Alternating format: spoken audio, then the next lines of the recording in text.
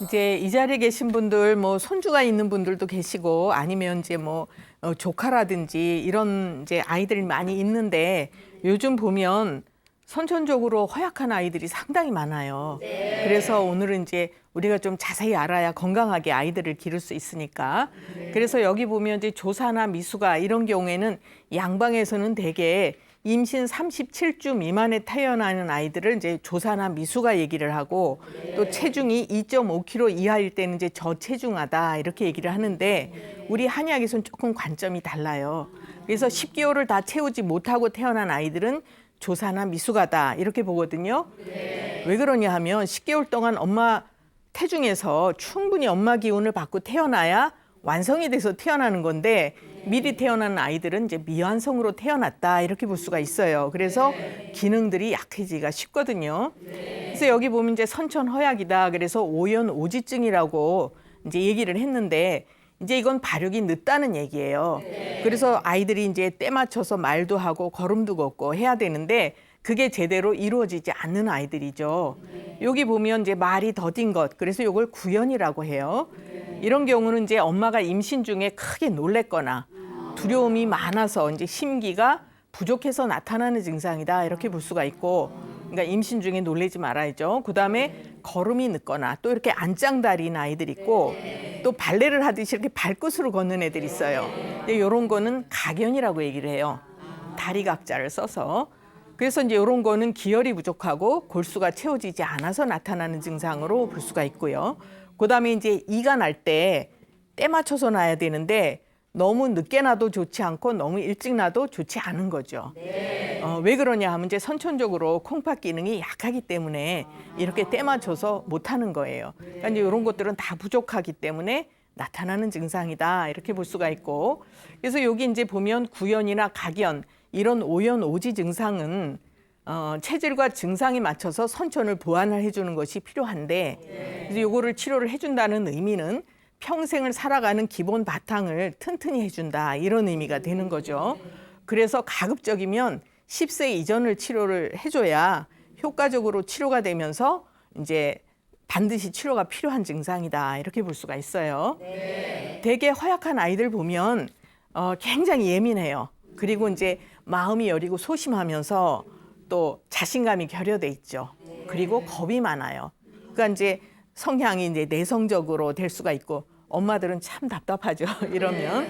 그래서 이제 이런 경우에는 선천적으로 콩팥 기능이나 담 기능을 보완해줘야 적극적인 성격이 되고 당당한 아이로 클 수가 있는데 이게 보완이 안 될 때에는 이런 것들이 굉장히 힘들어질 수가 있는 거죠. 예. 그리고 이제 이 ADHD는 자극에 아주 민감하고 신경이 예민한 성향을 가지고 있는데 이런 아이들이 대개 이제 자기 마음대로 뭐가 안 된다든지 그러면은 또 불편한 환경에 있을 때 유난히 조바심을 한다든지 그래서 소변을 자주 보거나 짜증을 많이 내거나 그러면서 정서적으로 아주 불안해요. 그리고 집중을 못하고 주의가 산만하죠.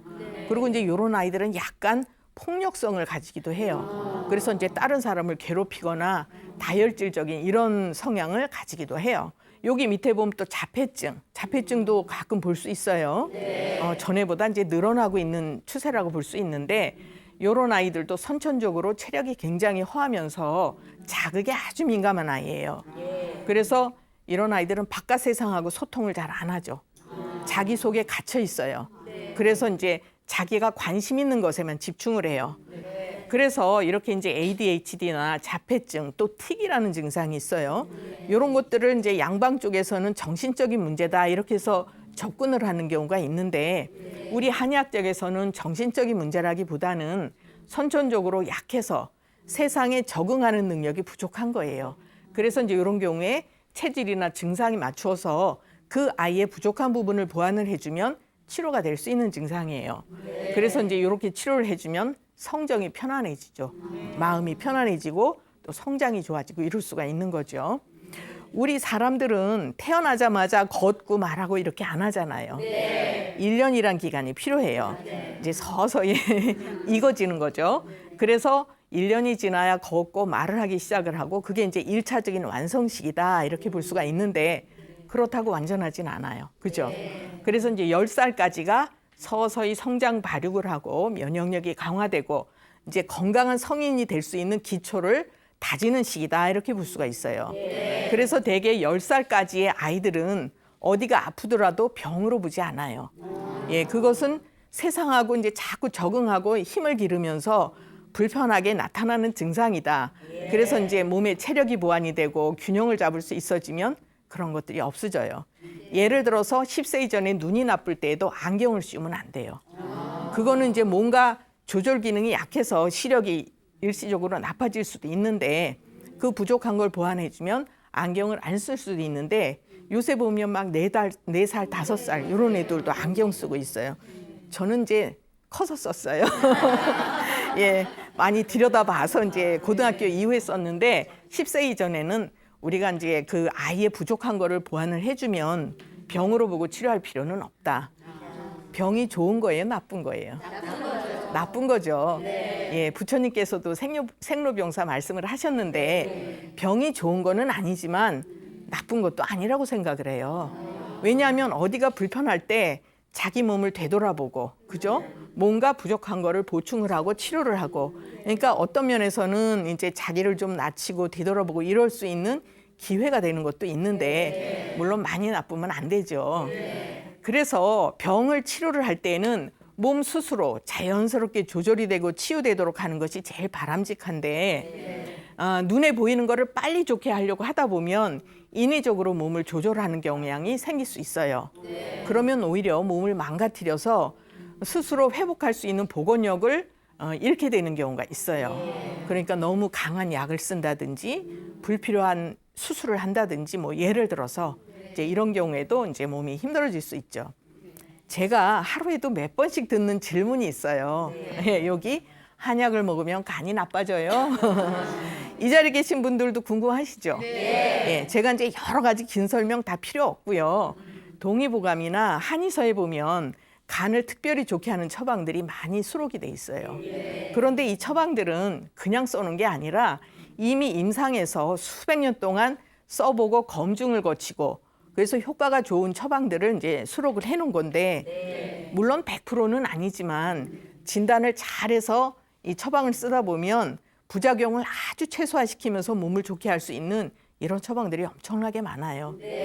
그런데 안타까운 것이 우리 주변에는 한약에 대해서 잘 모르는 또는 이제 공부를 안 한 문외한들이 알지 못하니까 또 매스컴도 문제가 있어요. 가끔가다 인터넷 이런 데도 알지 못하고 한약 먹으면 간이 나빠지네, 콩팥이 나빠지네 이런 내용이 올라올 수가 있거든요. 예, 그런데 제가 보기에는 치료를 해서 몸이 좋아질 수 있는 분들이 이런 이제 헛된 얘기를 듣고 치료 기회를 놓쳐서 이제 몸이 나빠지는 경우로 볼 때 참 안타까워요. 예, 특히 아주 연약한 아이들인 경우에는 그 강한 항생제, 해열제 이런 거 많이 쓰는 것보다는 한약을 써서 부드럽게 치료를 해주면 아이들이 아주 이제 건강하게 면역력을 강하게 하면서 치료될 수가 있는 것이죠. 네. 그래서 한의학에서는 소아의 체질과 증상에 맞게 소아들을 위한 처방이 따로 있어요. 그건 무슨 얘기냐면 소아는 아주 연약한 새싹이기 때문에 그만큼 조심스럽게 보완을 해줘야 된다는 의미이고 그래서 한의학에서는 남녀노소 처방이 다 달라요. 왜냐? 생리병리가 다르거든요. 예, 그래서 이제 요거는 잘 알고 계셔야 되는 부분인데 제가 조금 더 이제 부연해서 설명해 드리면 한약하고 양약을 좀 비유를 해서 설명해 드릴게요. 한약은 천연 퇴비에 비유할 수가 있어요. 반면에 양약은 공장에서 만들어지는 화학 제품이에요. 그러니까 화학 비료에 이제 비유할 수가 있는 거죠. 그러면 농사를 안 지어도 상식적으로 알 수 있는 것이 퇴비를 많이 주면 땅이 어떻게 돼요?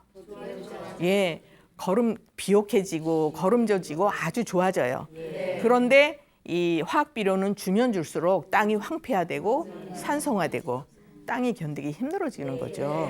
그래서 이제 그 한약을 아이들한테 줄 때에는 선천을 보완하고 면역력을 좋게 하니까 잔병 치레 없이 클 수 있도록 해주는 것이고 이런 이제 화학 제품은 먹을 때 당장 괜찮을지 몰라도 지속적으로 먹이다 보면 자생력을 약화시키고 면역력이 저하되고 이런 상황이 생길 수가 있는 것입니다. 그래서 이제 이해가 잘 되시지요? 네.